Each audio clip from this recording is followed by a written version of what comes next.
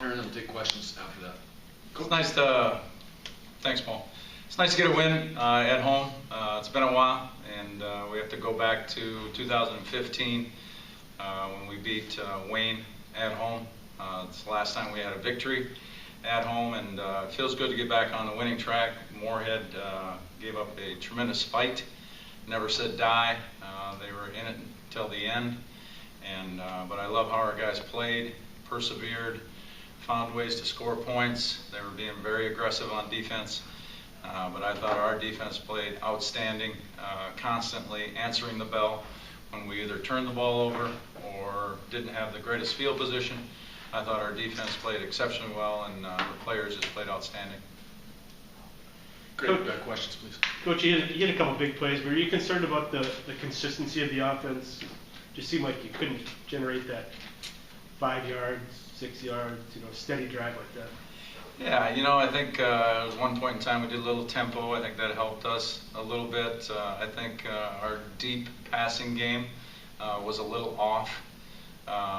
We had a penalty on a push-off and just overthrew a couple balls here and there.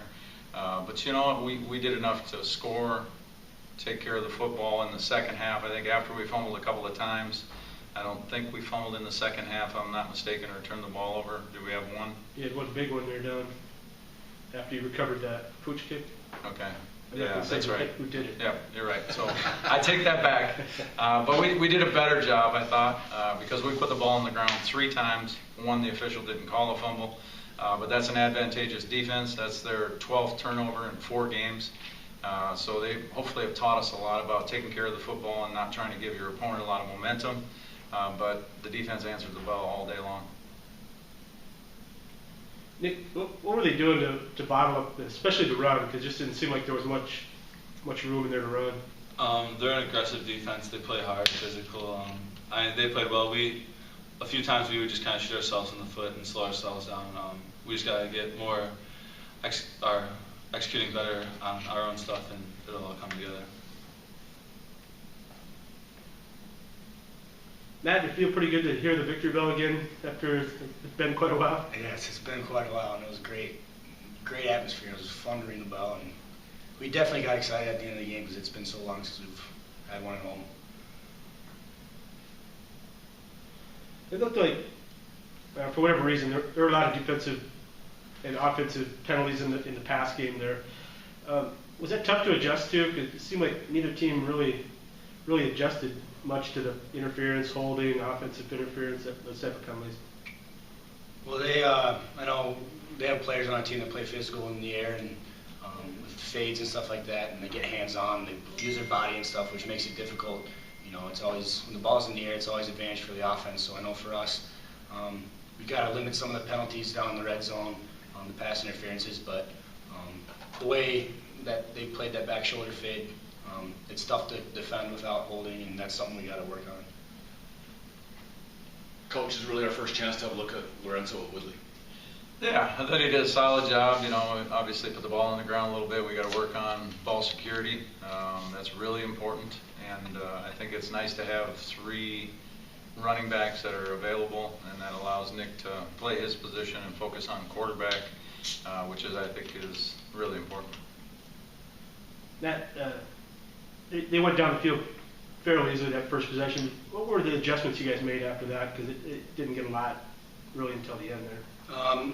They started doing, or what we've seen them do is a lot of run-pass options. We've had stuff for it, and we just had to settle in and get ready. We need to start off quicker, but we were just doing the right things. We just couldn't make the tackle backwards. They were falling forward. They were driving, so we just got to start off more physical and faster.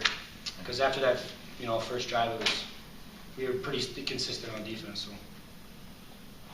But Nick, was it getting to be a little frustrating in there because you guys had some really good field position? I think with the win, I think it was the second quarter, and you weren't able to take advantage of it.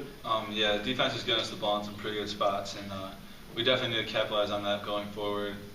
Especially short fields, you got to take advantage of those every time. We just got to make sure we get back to the fundamentals and execute the basics out there, and the rest will come. Nick, we've seen you throw the ball to Ty Dennis over the years. We've seen you throw the ball to Messer and to your tight ends. Shane Zylstra as a kid, it looks like he's starting to emerge a little bit. How do you like throwing to him? And tell us a little bit about your impression of Shane Zylstra, an emerging wide receiver for us. Shane's a real good player. He's got a big frame. He's kind of a similar body type to Ty with the big, long arms. He can play those high point balls. And he's real fast. So, I mean, he's a nice target, really similar to Ty Dennis. Ted, for whatever reason, you guys have played seemingly better on the road. Do you look forward to going on the road next week? Because it's possibly the best offense in the league. Maybe, maybe not. But, certainly one of them. We're going to enjoy this one for 24 hours, and then we'll start focusing on Winona. I think we're going to have to play some really good football to take care of business on the road, but we're going to enjoy savor the flavor, if you will, of a win at home at Blakesley Field. And tomorrow we'll get back to work and work on getting better, and hopefully we can go 1-0 next week also. Okay, thanks very much, guys. Thank you. Appreciate it.